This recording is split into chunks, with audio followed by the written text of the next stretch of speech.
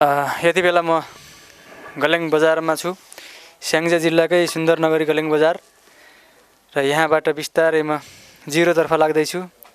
गलेङदेखि जिरोको distance भनेको 3 kilometre र यहाँ एउटा गेट देख्न सकिन्छ। यहाँबाट बिस्तारै उत्तरतर्फ लागेपछि यो कालीगण्डकी जाने बाटो, ड्याम साइड जाने बाटो र यो तलतिर देखिरहेको बाटो सिद्धार्थ राजमार्ग अन्तर्गत बुटोल पोखराको बाटो हो। हामी यहाँबाट उत्तरतर्फको बाटो चयन गरेर मास्तिर लागिसकेपछि जगत्रदेवी बिरुवा तथा उत्पादन केन्द्रमा हामी जाने उद्देश्यले हिँडेको र यहाँबाट 6 किलोमिटरको दूरीमा विभिन्न ठाउँहरू पाल्पाको दृश्य पनि देख्न सकिन्छ। अनि गलेङ नगरपालिकाकै वार्ड नम्बर 4 का रमणी ठाउँहरू हेर्दै म जगत्रदेवी बिरुवा उत्पादन तथा बिक्री केन्द्र रविवारमा पुग्छु, जहाँ जगत्रदेवी मन्दिरको निकट रहेको छ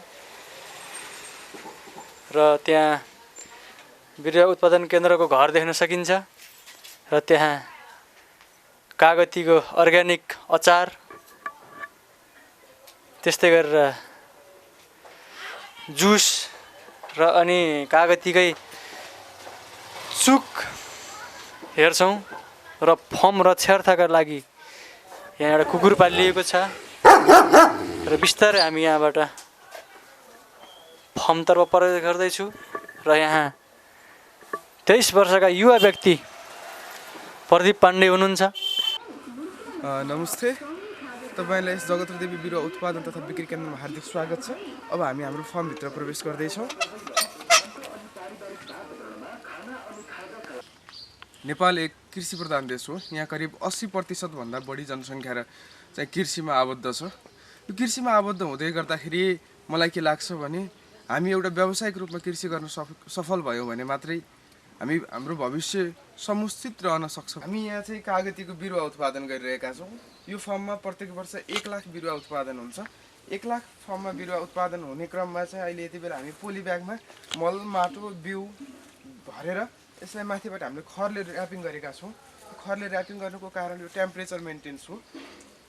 यसमा टेम्परेचर मेन्टेन्स गरेर यसभित्रको बिरुवाहरू हामीले जे बिरुवालाई दिन्छौँ त्यो मात्रै बिरुवाले पाउँछ। यसमा बाहिरको कुराहरू आउँदैन। जस्तै तपाईँले देख्न सक्नुहुन्छ माथि पुरै प्लास्टिकले ऱ्यापिङ गरेका छौँ, एउटै नेटले ऱ्यापिङ गरेका छौँ। यो सबै कुरा चारैतिर नेटले ऱ्यापिङ गरेर बाहिरको एउटा पनि किरा, कुनै एउटा बिरुवामा बसेको किरा चाहिँ अर्को बिरुवामा बस्नै पाउँदैन, किनकि यहाँ किराभित्र प्रवेश गर्नै पाउँदैन।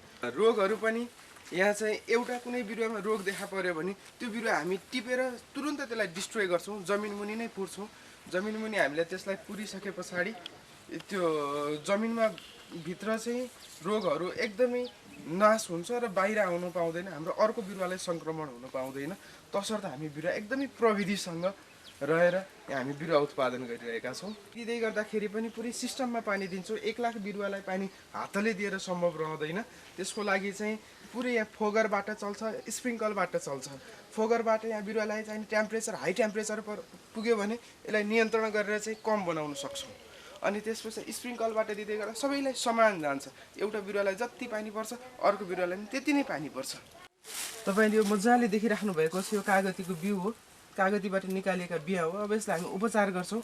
उपचार गरिसकेपछि मात्रै लगाउँछौँ, किनकि यसमा रोग किराहरू केही छ भने त्यो रोग किराहरू चाहिँ अर्को यो एउटा बिउमा कुनै रोगमा छ भने अर्कोमा चाहिँ सर्न नपाओस्। बिचमै हामी यसलाई चाहिँ विभिन्न खालको उपचारहरू गर्छौँ। तपाईँले देख्न सक्नुहुन्छ त्यो अहिले हाम्रो क्यामेरामा देखिराखेको कुराहरू, तपाईँले आफ्नो डिस्प्लेमा देखिराखेको कुराहरू यो उपचार भइसकेको बिउ हो। यो विभिन्न मेटेरियलहरू राखेर यसमा चाहिँ उपचार गरेका छौँ। अब यो बिरुवा लगाउँदै गर्दा चाहिँ बिउ राख्दै गर्दा चाहिँ कुनै पनि रोग रहँदैन। हामी यसमा माटो भर्यौँ। माटोलाई पनि पहिले हामी उपचार गरेका छौँ। फाइटोडोमा भन्ने हामी ढुसीनाशक, अर्ग्यानिक लेभलको ढुसीनाशकले हामीले यसको उपचार गरेका छौँ माटोलाई। योभन्दा अगाडि अझ हामी माटोलाई चाहिँ बोडी उत्पादन गरेर राइजोमिया ब्याक्टेरिया यहीँ उत्पादन गरेका छौँ। अनि यसमा हामी बिउ राख्यौँ। अब बिउ राखिसके पछाडि अब फेरि यसलाई एक लेयर चाहिँ हामी माटोले पुर्छौँ। माटोले पुरिसकेपछि फेरि हामी यसमा खर बिछ्याउँछौँ। यसमा बिउ राखिसकेका छौँ। बिउ राखिसकेकोमा चाहिँ अब हामी बिउ राखिसकेपछि अब हामी यसरी माटोले पुरिदिन्छौँ।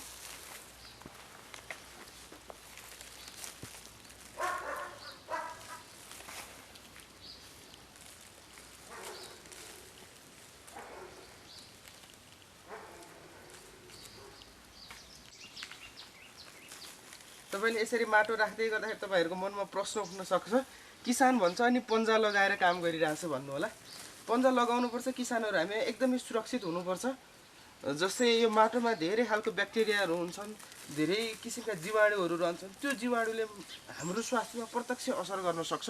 त्यो असरबाट बच्नका निम्ति पनि हामी चाहिँ सतर्कता अपनाउनुलाई मैले राम्रो मान्छु। अब हामी यसमा खर बिछ्याउँछौँ। खर बिछ्याउँदै गर्दा चाहिँ एकदम बिस्तारै बिछ्याउँछौँ, ढिला हुन्छ होला, तर यसलाई चाहिँ सेपमा बिछ्याउँछौँ, पछि हामीलाई निकाल्न पनि सजिलो रहोस् भनेर।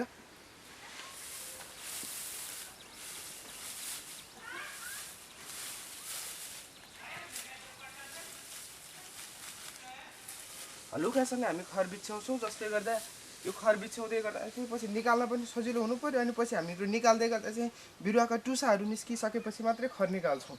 यसले टेम्परेचर मेन्टेन्स गर्छ, पानीको स्रोतलाई चाहिँ तल जमाइराख्छ, घामले सिधै पानीलाई लिन पाउँदैन। हुन त यहाँ माथि प्लास्टिकले लेयर त छेक्छ, त्यही पनि कम पानीको पनि प्रयोग गर्न सक्छौँ हामी। तपाईँहरूले यहाँ टमाटर र काउली खेती भइरहेको देख्नुभएको छ। 100% यसमा इजरायली प्रविधि अनुसार काम भइरहेको छ। यो हाइटेक टनेलभित्र रहेको तपाईँको टमाटर खेती हो। टमाटर खेतीमा पनि रोगहरू लागेको छ। यो रोगहरू चाहिँ उपचारको लागि घरेलु प्रयोजनका विभिन्न खुर्सानीहरू छ्यापेका छौँ हामी। यसलाई चाहिँ रोगबाट नियन्त्रण गर्नको निम्ति खरानीहरू पनि प्रयोग गरेका छौँ। तर यसमा कुनै पनि किसिमको चाहिँ केमिकलहरू प्रयोग भएको छैन, विषादीहरू प्रयोग भएको छैन। तसर्थ यो एकदमै बिग्रिएको छ। यो बिग्रिँदै गर्दाखेरि मैले यसलाई नियन्त्रण गर्नका निम्ति ठुला खालको विषादी पेस्टिसाइडहरू प्रयोग गरिनँ, किनकि यो प्रयोग गर्दै गर्दा म मेरो स्वास्थ्यसँग सजग रहनुपर्छ।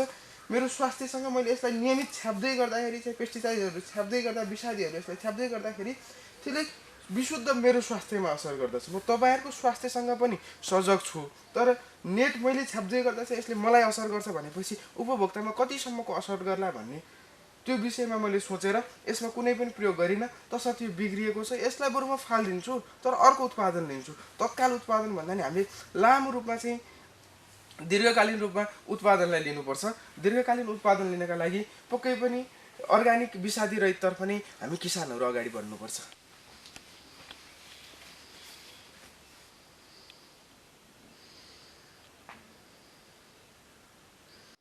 तपाईँहरूले भर्खरै पनि देख्नुभएको छ र यो मेरो पछाडि पनि देखिराख्नु भएको छ। यो ट्राइफुलेटको बिरुवा हो। नेपालीमा यसलाई तीनपाते, वन सुन्तला, वन कागती विभिन्न नामले यसलाई चिनिन्छ। तर यसको के छ भने यसलाई चाहिँ कलमी गर्छौँ हामी। यसको जरा मात्रै हामीलाई आवश्यकता हो, माथिको बोटहरू हामीलाई आवश्यकता हुँदैन। हामी यसलाई बिचबाट काट्छौँ।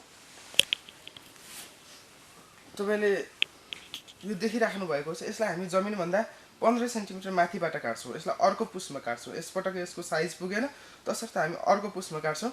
अर्को पुसमा काटेर हामी यसमा कागतीको हाँगा जोड्छौँ। जोडिसकेपछि हामी यसलाई कलमी बिरुवा उत्पादन गर्छौँ। यसको जराले बिरुवालाई खाद्य तत्त्व एकदमै राम्रो दिने, तर यसको फल चाहिँ आम नेपालीहरूले मन नपराउने। अलिकति यसमा धेरै किसिमको स्वादहरू आउँछ। यसमा बेलदेखि, अमिलोदेखि, कागतीदेखि सुन्तला विभिन्न किसिमको स्वादहरू हुँदो रहेछ। तसर्थ त्यो हामीलाई स्वाद मन नपर्ने, तर यसमा हामी कागती फलाउन सक्छौँ, सुन्तला पनि फलाउन सक्छौँ। यदि सुन्तलाको हाँगा काटेर लिएर आएर यसमा ग्राफ्टिङ गऱ्यौँ भने, जोड्यौँ भने चाहिँ सुन्तला फल्छ। कागतीको हाँगा लिएर आएर जोड्यौँ भने कागती फल्छ। तर हामी यसमा चाहिँ कागती जोड्छौँ। मेरो विशेष एम नै कागती हो। कागतीमा काम गर्ने, नेपालको जुनसुकै हावापानीमा पनि कागती फल्न सक्ने उच्च पहाडीको 6वटा जिल्ला बाहेक। तसर्थ हामी कागतीमा चाहिँ काम गर्दैछौँ। माटो बाहिर जङ्गलको माटो लिएर आएर हामी यहाँ छान्छौँ। छानिसकेपछि हामी यसमा विभिन्न खाद्य तत्त्वहरू के पुग्दैन त्यो खाद्य तत्त्वहरू यसमा राख्छौँ।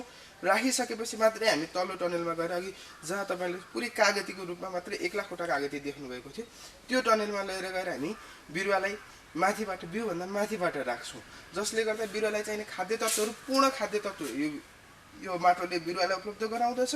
अनि जर्मिनेसन, बिरुवाको उमार शक्ति बढी गराउँदछ। यसमा प्रयोग गर्दै गर्दा हामी फाइटोडोमा, ट्राइटोडोमा जस्ता खालका औषधिहरू प्रयोग गर्छौँ। अर्ग्यानिक लेभलको, ग्रिन लेभलको औषधिहरू प्रयोग गर्दछौँ, जसले हाम्रो स्वास्थ्यमा कुनै पनि असर पार्दैन।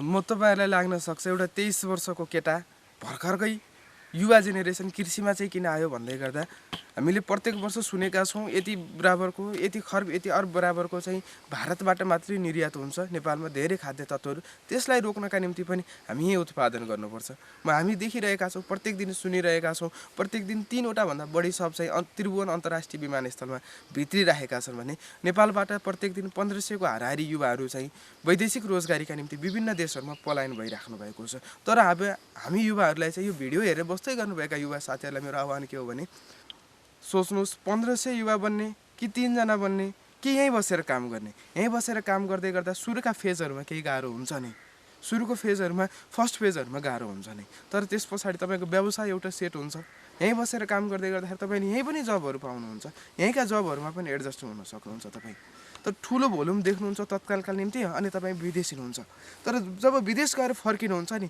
तपाईँसँग केही पनि बाँकी रहँदैन तपाईँले कमाएको 8-10 लाख रुपियाँ 15-20 धेरै कमाउनु भयो भने तपाईँ 1 करोड रुपियाँ पुँजी कलेक्ट त गर्नुहुन्छ तर तपाईँ 5 वर्षपछि 3 वर्षपछि 2 वर्षपछि नै किन नआओस् तपाईँ नेपाल फर्किँदै गर्दा तपाईँसँग अब कुनै पनि आइडियोलोजी बाँकी रहन्न तपाईँसँग ज्ञान मात्रै के बाँकी रहन्छ भने नि तपाईँ अब म फेरि विदेश जाने हो पैसा कमाउने हो त्यो पैसा खर्च गर्ने भन्ने मात्रै तपाईँसँग त्यति ज्ञान बाँकी रहन्छ तपाईँको जीवन नै यसरी नै सकिन्छ परदेशीयका साथीहरूको मैले धेरैको जीवन हेरेको छु धेरैको अध्ययन गर्दै गर्दा चाहिँ विदेश जानुहुन्छ आउनुहुन्छ 2-3 महिनामा त्यो पैसा खर्च भएर सकिन्छ अनि त्यस पछाडि फेरि विदेश जानुहुन्छ के उहाँहरूको मनमा जहिले पनि रहन्छ नि त हाम्रो दसैँ तिहार हाम्रा पर्वहरू आफ्नो बुवा आमासँग आफ्नो छोराछोरीहरूसँग आफ्नो श्रीमान श्रीमतीहरूसँग सँगै बस्ने रहरहरू पनि मरिमेटेर त्यो रहरहरू सबैलाई चाहिँ हटाएर चाहिँ बाध्यताले विदेशिएको जस्तो देखिन्छ त्यस्तो कोही पनि होइन त्यस्तो केही पनि छैन तपाईँहरू विशुद्ध यहीँ काम गर्ने सोच गर्नुहोस् विभिन्न क्षेत्रमा लाग्नुहोस् जस्तै म कागतीमा काम गरिरहेको छु त अन्य साथीहरू चाहिँ अन्य फलफुलहरूमा काम गर्नुहोस् अन्य तरकारी खेतीहरूमा काम गर्नुहोस् यहाँ राम्रो उत्पादन छ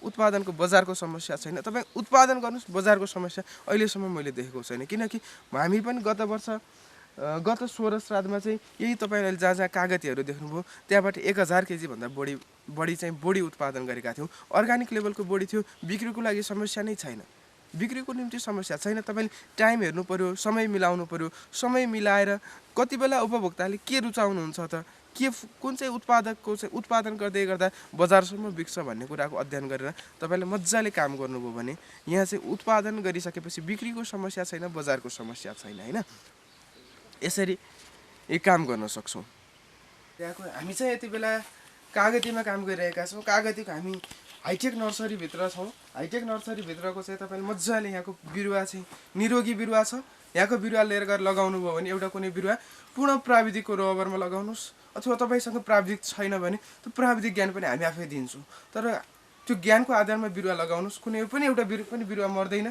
किनकि विशुद्ध रोगरहित बिरुवा छ रोगरहित बिरुवा नमर्ने भइसकेपछि अरू यदि तपाईँले लगाउँदै गर्दा बाई मिस्टेक कुनै रोगको कारणले बिरुवामा आएको फल्टको कारणले चाहिँ तपाईँको बिरुवा सरेन बिरुवा मर्यो भने चाहिँ हामी तपाईँलाई अर्को बिरुवा पनि उपलब्ध गराउँदछौँ सम्भवतः यस्तो नेपालको कुनै पनि नर्सरी धनीहरूले नर्सरी व्यवसायहरूले यो काम गर्नुभएको छैन हामी यसमा चाहिँ पहिलोपटक यसरी जाँदैछौँ जसले गर्दा किसानहरूलाई कहीँनिर पनि नव किसानहरूलाई कहीँनिर पनि हाम्रो फर्मले मार पार्दैन तपाईँहरूको उत्पादन भइसकेपछिको कागती यहाँको कागती लिएर गएर लगाउनुहोस् बाहिर के कति बिक्री गर्न सक्नुहुन्छ बेच्नुहोस् तपाईँ त्योभन्दा मैले लिने भन्दा बढी रेट पार्न सक्नुहुन्छ भने पनि उहाँहरूलाई बेच्नुहोस् यदि उहाँहरूले भन्दा बढी रेट मैले दिन सक्ने रहेछु भने पनि यो फर्मले दिन सक्ने रहेछ भने पनि तपाईँहरूको कागती मजाले फलिसकेपछि खरिद गर्छौँ खरिद गरेर हाम्रो बजारमा अहिले जुसहरू मजाले आइरहेको छ अचारहरू बजारमा आइरहेको छ यो जुस अचारहरू हामी तपाईँहरूलाई उपलब्ध फेरि बाँकी तपाईँहरूको कागती लिएर आएर बाँकी तपाईँहरूलाई नै जुस र कागतीहरू पनि बिक्री वितरण गर्न सक्छौँ कागतीको जुस अचार विभिन्न कुराहरू बनाएर चाहिँ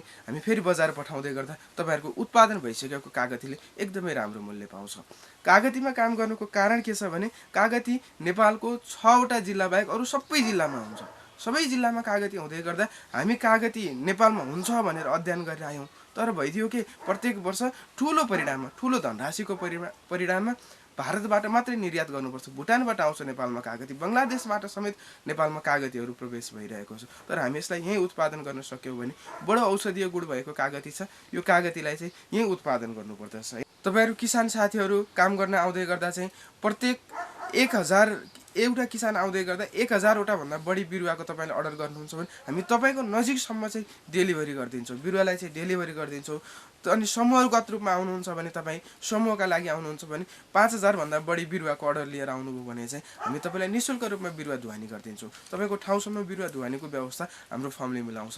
तपाईँलाई अर्डर मात्रै दिनुभयो भने पनि तपाईँको घर नजिकै बिरुवा पनि आइपुगेको हुन्छ। कागतीमा काम गर्नुहोस्। कागतीले सुरुको 2 वर्ष 3 वर्ष दिँदैन, चौथो वर्षमा तपाईँलाई कागतीले उत्पादन दिन सुरु गर्नेछ। पहिलो दोस्रो तेस्रो चौथो वर्ष गर्नुभएको लगानी चाहिँ चौथो वर्ष जब कागतीले तपाईँलाई रिटर्न दिन्छ नि त्यही चौथो वर्षमै रिकभर भइसकेको हुन्छ। कृषि अहिले यति बेला चाहिँ धेरै मान्छेहरूले सोच्नुहुन्छ हलो नै जोत्नुपर्छ, कुटो नै खन्नुपर्छ, कोदाली नै खन्नुपर्छ र विभिन्न गोरु नै लिएर हिँड्नुपर्छ भन्ने सोचकोबाट अलिकति माथि उठेर कृषि अलिकति फरक ढङ्गबाट पनि हुन्छ। फरक ढङ्गबाट काम गर्दै गर्दा एकदमै सजिलो हुन्छ। अलिकति टेक्नोलोजीको प्रयोग गर्यो भने धेरै राहत मिल्छ। यहाँ काम गर्दै गर्दा कति बेलै पनि अब कुटो र कोदालो खेलाउनु पर्ला जस्तो मलाई लाग्दैन। यहाँ काम गर्दै गर्दा चाहिँ अब पुरै सिस्टममा काम हुन्छ। सबै कुरा सिस्टमले काम गर्छ। पानी हाल्दै गर्दा स्विच अन गरिसकेपछि पुरै बिरुवालाई समान पानी दिएर पनि हामी काम गर्न सक्छौँ। थोपा सिँचाइ छ, मल्चिङ छ, जसले गर्दा हामीलाई चाहिँ एउटा गेट बल खोल्दै गर्दा सबै बिरुवामा समान पानी जान्छ, समान रूपमा मल जान्छ। यसरी हामी काम गरिरहेका छौँ। यसरी काम गर्दै गर्दा तपाईँलाई मप्रतिको कुनै गुनासो रहन सक्छ। तपाईँले यो विषयमा, यो फर्मको विषयमा धेरै कुराको इन्फर्मेसन लिन खोज्नु भएको छ अथवा मलाई धेरै टेक्निकल पार्ट्सहरू सिकाउनु पनि तपाईँले धेरै कुरा जान्नु भएको छ भने पनि त्यसको निम्ति पनि सम्पर्कमा आइदिनुहोस्। सम्पर्कका निम्ति मेरो आफ्नै फोन नम्बर 9847 71 71 6मा तपाईँ सम्पर्कमा आउन सक्नुहुन्छ। त्यस पछाडि तपाईँ मेरो यदि स्वदेशभन्दा बाहिर हुनुहुन्छ, नेपालभन्दा बाहिर हुनुहुन्छ भने तपाईँ मलाई फेसबुकबाट पनि सर्च गर्न सक्नुहुन्छ, मेल गर्न सक्नुहुन्छ। मेरो मेल आइडी रहेको छ PRADIPPANDEY प्रदीप पाण्डे 282@gmail.com मा चाहिँ तपाईँले आफ्नो मेल पनि गर्न सक्नुहुन्छ। विभिन्न इन्फर्मेसनहरू छ भने त मलाई सेयर पनि गर्न सक्नुहुन्छ। यसरी चाहिँ हामी मिलेर काम गर्न सक्यौँ भने अब युवाहरू चाहिँ विशेष गरी 40 वर्षभन्दा कम उमेर समूहका साथीहरू आउनुभयो भने चाहिँ मलाई अझ बढी सहज हुने थियो। किनकि उहाँहरूले आफूले अबको 4 वर्ष पछाडि चाहिँ नेट प्रतिफल लिएर चाहिँ मजाले कागतीबाट काम गरेको एभोकाडो छ हामीसँग, एभोकाडोमा काम गरेको, ट्राइफुलेटलाई चाहिँ ग्राफ्टिङ गरेको विषयमा तपाईँहरूले पनि ज्ञान लिनुहुन्थ्यो भन्ने चाहिँ मेरो आग्रह छ।